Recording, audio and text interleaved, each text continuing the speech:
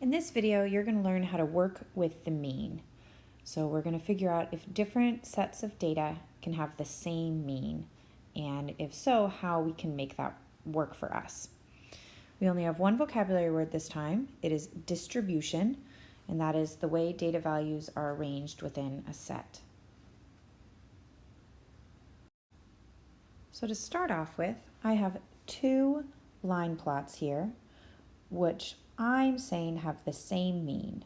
Now they look really different. So what you're going to do is you're going to pause and you're going to try it. You're going to calculate the mean for both line plots. This is good practice of finding the mean as well as figuring out if it's possible. Notice they both have 6 numbers in the line plot, but they're arranged on different spots. So pause now and see if they have the same mean.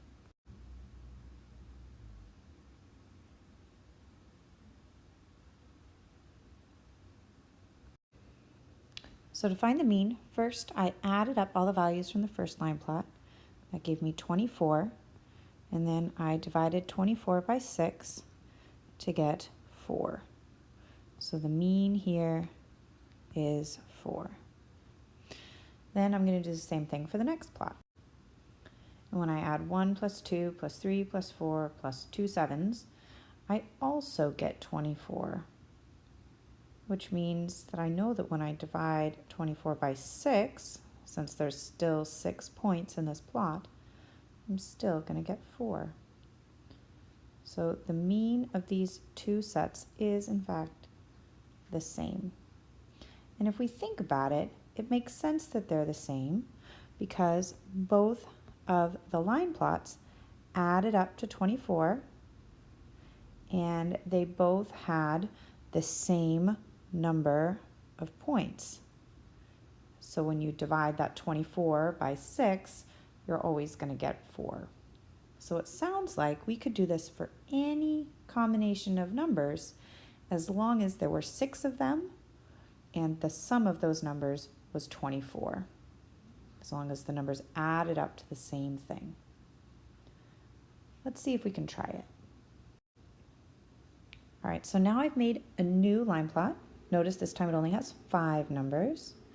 And I want you to make a different distribution that has the same mean and still only uses 5 points.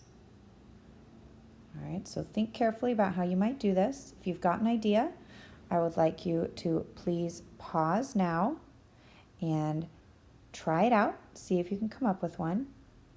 If not, you can keep watching and use the one that I come up with. But pause now and take a minute to see if you can figure it out.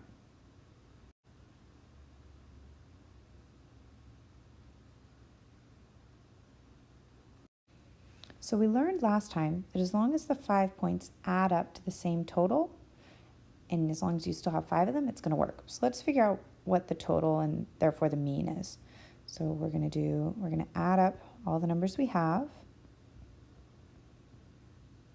That's going to give us 15. So we know that we need a sum of 15, and then 15 divided by 5 for 5 numbers gives us a mean of 3. So I need to come up with a combination of 5 numbers that add up to 15. So I'm just going to try something else. So maybe I'll do 2 3s. That would give me 6. And a 4, that would be 10. So it looks like I'll need a 5 for 15. So here's another combination that would give us 15. But oh no, this only used 4 numbers. Good thing I can erase. And maybe instead of a 5, I'll do 4 and a 1. Let's double check and make sure that works this time. 1 plus 3 plus 3 plus 4 plus 4. And that gives me 15. And there are in fact 5 numbers. And 15 divided by 5 gives me 3. There are lots of different ways to do this. If you came up with a different one, just check it by finding the mean and making sure that there are 5 numbers. All right, let's try one more. So this time I want you to make a distribution. This can be a line plot or just a list of numbers that has 6 numbers and a mean of 5. I'm going to add one more thing in here, that it has to have a 2, and the 2 has to be the smallest number. So pause now and see if you can make it work.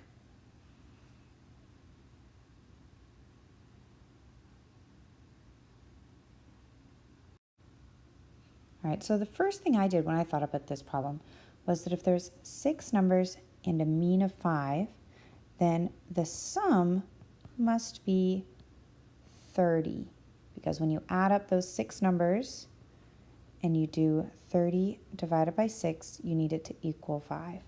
So I know that I need 6 numbers that add up to 30, and I know that the smallest one needs to be a 2. So I'm just going to try some out and see if it works. So if the smallest one's 2, I'm going to go big. So I'm going to say that I want my next one to be 10. Now I'm at 12. I'll just pick another one. I'll do a 5. That gives me 17. Maybe a 3. That'll get me to 20. And then maybe I'll do a 6 and a 4, because that's another 10. So then I'll check it, make sure that actually works. I've got 12 here, got 8 here, got 10 here, and 12 plus 8 plus 10 does in fact equal 30. So my 6 numbers are 2, 10, 5, 3, 6, and 4. They have a mean of 5, a minimum of 2, and there are 6 of them.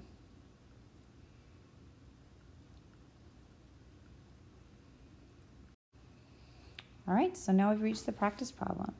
So you're going to find a distribution of just 4 numbers this time, and they need to have a mean of 8, and there can't be any mode. So what does it mean to not have a mode? We've talked about this in class, but I'm going to remind you just because I don't want you to be stumped on that part. So when there's no mode, that means no repeats. None of the numbers in your distribution can be repeated. So if you have a 4, you can't have a 4 and a 4 again. No repeats in your numbers. Give it a try, and we'll talk about this in class tomorrow.